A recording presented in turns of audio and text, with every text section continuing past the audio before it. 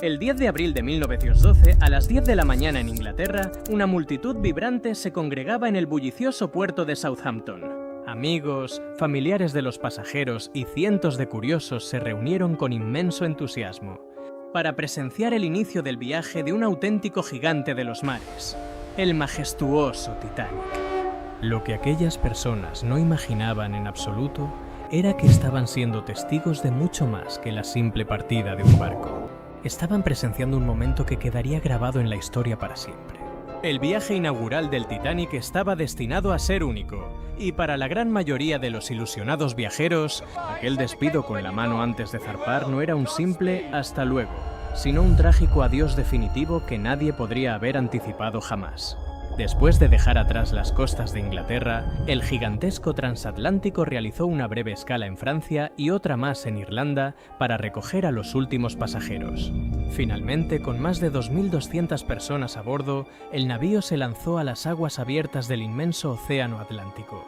El próximo gran destino era la ciudad de Nueva York, en los Estados Unidos. Sin embargo, el destino tenía preparada una trampa mortal y helada en el medio del camino.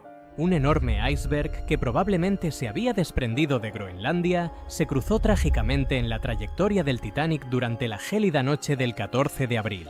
El impacto fue absolutamente catastrófico y, a pesar de los esfuerzos sobrehumanos de la valiente tripulación, el fatal desenlace se volvió inevitable y muy cruel. En las primeras horas del 15 de abril, la majestuosa embarcación que decían que ni Dios podría hundir, sucumbió ante la fuerza implacable de la naturaleza. En menos de 3 horas, el coloso de acero se partió en dos y naufragó. Poco más de 700 personas lograron escapar con vida en los escasos botes. Pero para el resto fue el final. Es abrumador pensar cómo la inmensidad del océano puede tragarse algo tan gigantesco y ocultarlo. El mar guarda secretos insondables que apenas empezamos a comprender. Desde aquel día, el Atlántico Norte se convirtió en la tumba eterna de cientos de almas, marcando para siempre una de las mayores tragedias marítimas. Resulta realmente paradójico que los restos de un naufragio tan mundialmente famoso tardaran más de 70 años en ser descubiertos. La historia de esta búsqueda es casi tan sorprendente como la del propio barco.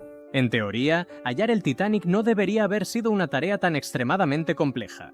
Entre el momento del fatídico choque con la enorme masa de hielo y el hundimiento definitivo, los operadores lograron enviar múltiples mensajes de socorro a través de radiotelegrafía.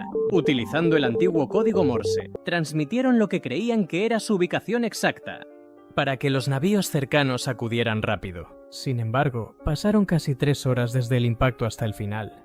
Tiempo durante el cual el buque continuó desplazándose a la deriva sin un rumbo fijo sobre las oscuras aguas. Ese constante desplazamiento mientras flotaba a la deriva fue suficiente para alejar al transatlántico de su posición inicial de manera bastante significativa. Pero ese no fue el único gran obstáculo a enfrentar. El segundo problema mayúsculo radicaba en la zona del hundimiento. Allí, el inmenso océano alcanza una profundidad asombrosa de aproximadamente 4.000 metros. Para ponerlo en perspectiva, esto equivale a casi la mitad de la altura del monte Everest. Además, los enormes restos del barco no descendieron hacia ese oscuro abismo en una línea recta perfecta, sino que cayeron de forma diagonal. Las fuertes e impredecibles corrientes submarinas arrastraron las piezas en múltiples direcciones, lo que aumentó drásticamente el gigantesco radio de búsqueda en el lecho marino inexplorado y hostil. Por si todas estas inmensas complicaciones no fueran suficientes, hay un detalle histórico crucial que empeoró la situación. Las coordenadas enviadas por los radiooperadores en su desesperado llamado de auxilio estaban completamente erradas. Investigaciones posteriores demostraron que los datos transmitidos contenían equivocaciones graves, ya fuera por fallos técnicos o por el comprensible pánico del operador ante la muerte inminente. Afortunadamente, este gran error no impidió que el barco Carpathia lograra rescatar a los supervivientes congelados en los pequeños botes. Sin embargo, impidió registrar el lugar exacto donde la majestuosa estructura del Titanic desapareció bajo las aguas. Sumado a esto, explorar el fondo del mar en el año 1912 era una absoluta e innegable imposibilidad. A pesar de estas barreras técnicas insuperables de la época, la imaginación humana no se detuvo. y pronto surgieron numerosas y excéntricas propuestas para rescatar los restos. Una de las primeras ideas descabelladas consistía en utilizar imanes gigantescos acoplados a submarinos para atraer las miles de toneladas de metal hundido. Había un deseo ferviente de sacar el barco entero a la superficie brillante. Hubo quienes propusieron atar enormes globos al casco o llenarlo por completo con pelotas de ping-pong. Lo que no comprendían es que a 4000 metros bajo el mar, la presión aplastante habría hecho implosionar cualquier globo al instante. Tratar de reflotar una bestia de acero de casi 50.000 toneladas. Con métodos tan rudimentarios estaba, por supuesto, condenado a un rotundo fracaso. Otras propuestas igualmente extremas llegaron a la mesa de debate, como inyectar cantidades masivas de nitrógeno líquido para congelar el buque y convertirlo en un iceberg artificial. Incluso propusieron usar cargas de dinamita para sacudir el fondo del mar y forzar la salida de los cuerpos, ignorando que la brutal presión ya había desintegrado los restos humanos. Las graves limitaciones económicas y tecnológicas frenaron todo esto. Poco después, el mundo se sumergió en el horror de las dos guerras mundiales, paralizando por completo la exploración civil. Todo el presupuesto y los avances submarinos se destinaron al ejército. Nadie quería gastar fortunas en buscar un viejo barco oxidado. Pero, irónicamente, fueron estos mismos avances militares los que finalmente permitieron hallar el Titanic. La verdadera cacería moderna inició en los años 80 con Jack Green, un magnate petrolero excéntrico que gastaba millones en buscar a pie grande o probar que la Tierra era hueca. Su particular búsqueda del Titanic parecía un completo circo mediático, especialmente porque llevaba a bordo a un mono llamado Titán, del cual decía que tenía poderes mágicos para señalar el naufragio exacto en los mapas de navegación. Evidentemente, esta farsa no llevó a ninguna parte y provocó motines científicos. Sin embargo, sus expediciones utilizaron tecnología de sonar bastante avanzada, que logró cartografiar y descartar enormes porciones del gélido océano.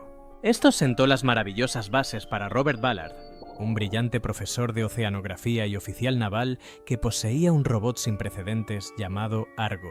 El robot Argo podía descender miles de metros arrastrando cámaras, que transmitían vídeo en directo a la superficie por primera vez. Ballard buscó apoyo en la Marina de Estados Unidos, quienes aceptaron bajo una condición secreta de la Guerra Fría. Primero debía inspeccionar 2 submarinos nucleares hundidos, para asegurar que sus secretos no cayeran en manos enemigas. El Titanic sería solo la tapadera para esta operación confidencial.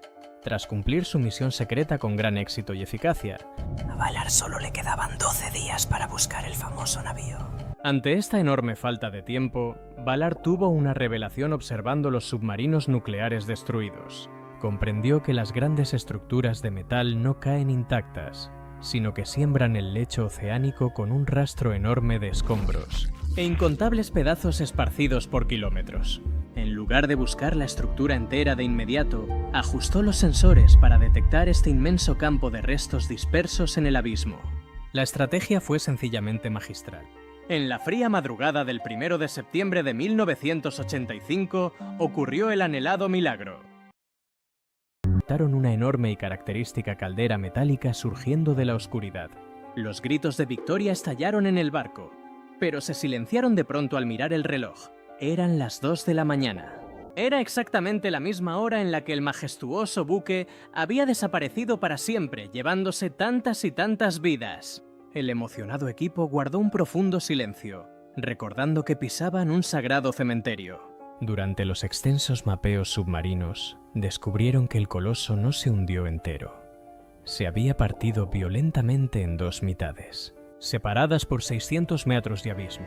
La icónica proa estaba casi reconocible y en buen estado, mientras que la parte trasera quedó totalmente desintegrada por las fuertes implosiones.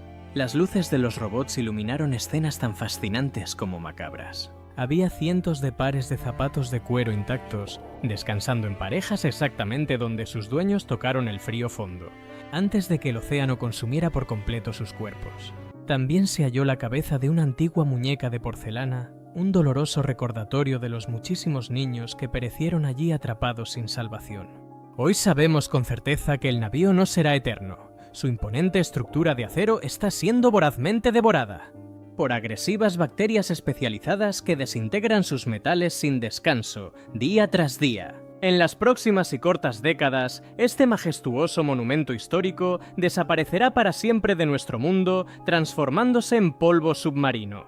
Por eso es vital visitar y proteger los museos en tierra firme que custodian valiosos objetos rescatados, manteniendo vivo el imperecedero recuerdo de las heroicas hazañas de exploración, y honrando respetuosamente a las miles de almas inocentes que el implacable mar se tragó aquella noche.